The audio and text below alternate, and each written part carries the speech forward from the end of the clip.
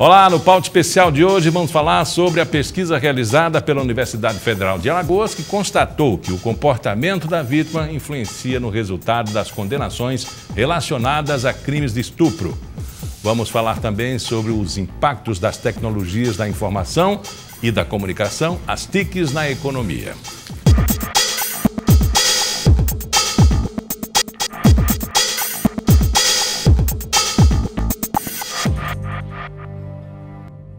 Uma pesquisa realizada pela UFAL constatou que o comportamento das vítimas influencia no resultado das condenações relacionadas aos crimes de estupro.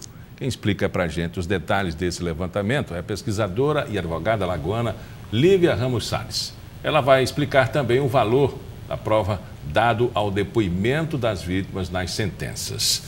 Professor, o que pesa mais aí no caso, de acordo com a sua pesquisa? É o depoimento ou o comportamento da vítima?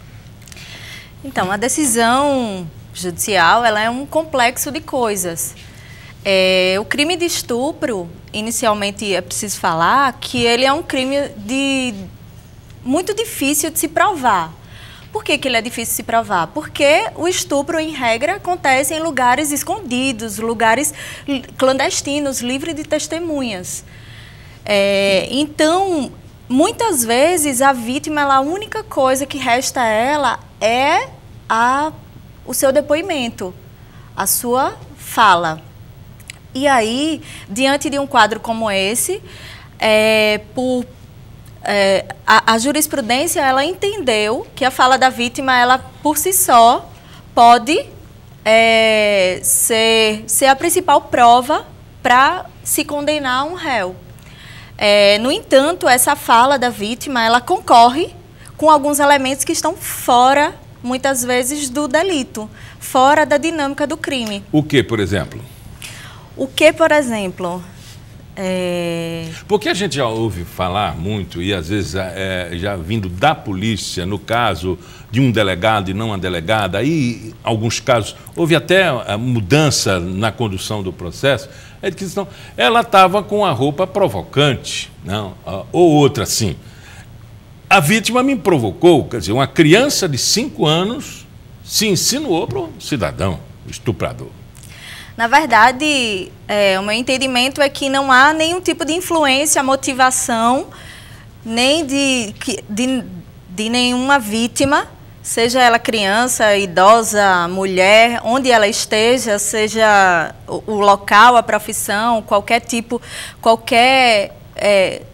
mulher, que no caso a pesquisa abordou somente mulheres, mas qualquer vítima de crime de estupro, nenhuma delas influencia, o comportamento dela influencia no crime, no acontecimento do crime. Nenhum comportamento pode ser um motivador de crime.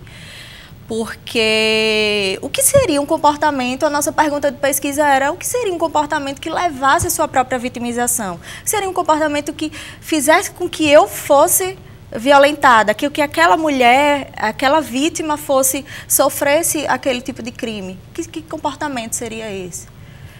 E aí a gente terminou por também observar nessas sentenças que existem muitos, se cerca de muitos mitos. A sociedade ela tem muitos mitos com relação ao estupro e a sentença não está imune disso. Uhum. Então, que tipo de situação pode influenciar na sentença?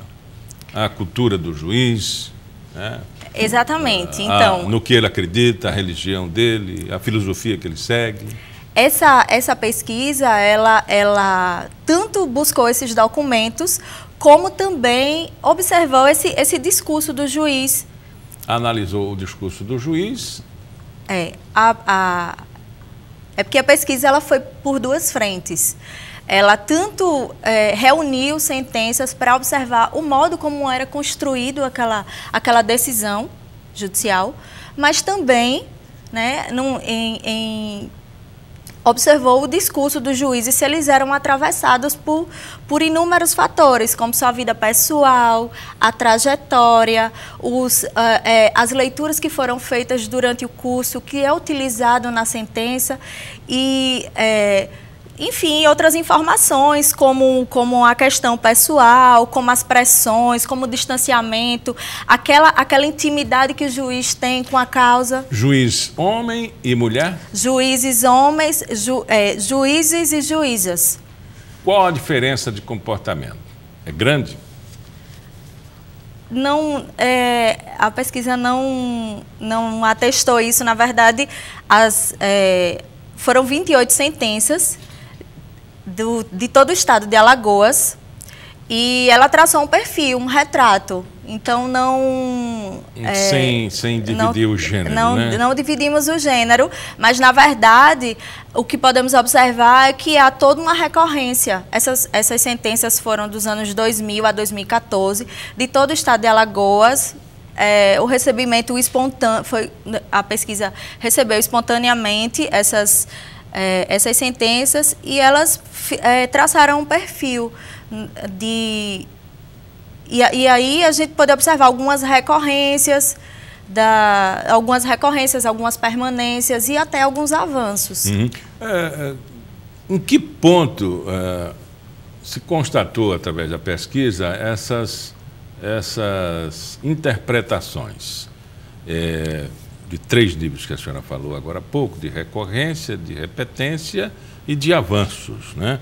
Avanços influenciados pela própria sociedade? Avanços. É preciso observar esses avanços, né, como uma mudança na legislação. A gente tem uma política para a vítima ainda muito tímida. Ainda há uma centralidade muito grande no agressor. Se fala muito quando o crime de estupro, quando a vítima recorre ao sistema de justiça criminal, esperando que vai ser amparada, que vai ser acolhida, muitas vezes ela é colocada no banco dos réus, ela figura como a nova pessoa investigada. Então, muitas vezes, aquela pessoa, a vida daquela pessoa é muito levada em consideração. E isso faz com que a gente remonte o nosso Código Penal, que é de 1940 e perdura até hoje.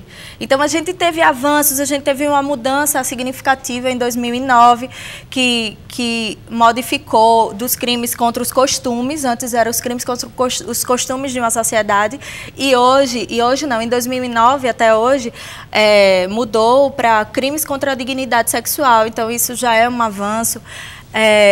Eu observei que algumas sentenças tinham, sim, posições muito mais preocupadas com a questão humana, preocupada com a vítima, buscando amparar a vítima, trazer uma equipe interdisciplinar para observar aquele caso. Mas grande parte das sentenças, no caso das 28 sentenças, 26 sentenças tinham expressamente a afirmação de que o comportamento da vítima motivou, influenciou o crime de estupro, que é preciso urgentemente problematizar isso. E em contraponto, o movimento das mulheres saem às ruas se reafirmando, né, de que a roupa que se veste não provoca nenhum mal ao cidadão, a não ser ao doente ou o abusador, né?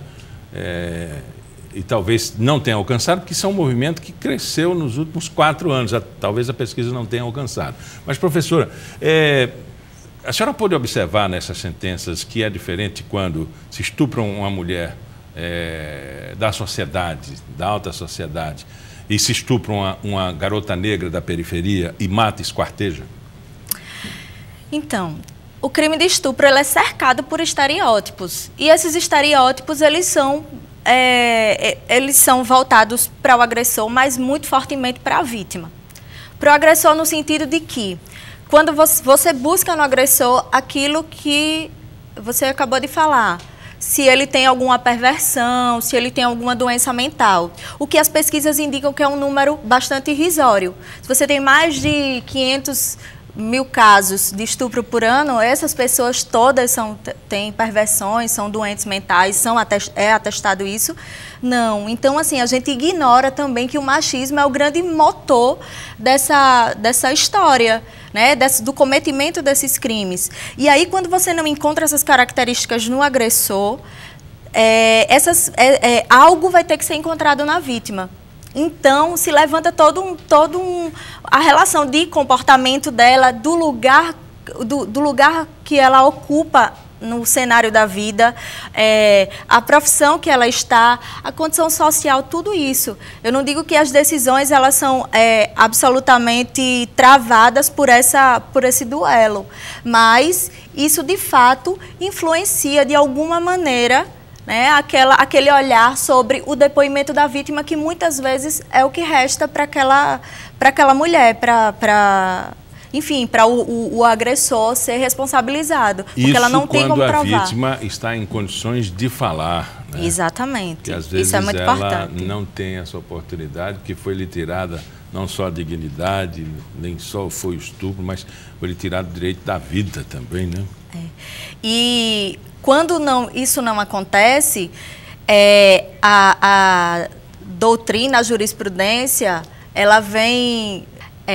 as sentenças mostraram que há um apego muito grande a esse discurso que tem que ser conciso, claro, objetivo. E aí, se não foi ceifada a vida dessa vítima, mas ela também é uma pessoa que pode estar traumatizada, pode não conseguir dar o seu discurso tão objetivo, tão claro, principalmente por todas as instâncias que se passa. Porque uma vítima, quando ela resolve denunciar um crime de estupro, ela é extremamente revitimizada, porque ela passa por inúmeras instâncias, né? Vai para a delegacia, vai para a IML, confronta agressor, com audiências, testemunhas, enfim. Então, ela vai contando aquela história, vai se machucando com aquela história inúmeras vezes. E sem nenhum tipo de aparato, na maioria dos casos, sem nenhum tipo de tratamento que possa minimamente servir para que seja reparado aquele dano.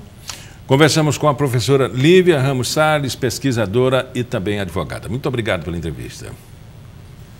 Você sabe o que são as TICs e o impacto delas na economia? A gente explica no próximo bloco. Pauta especial, volta já.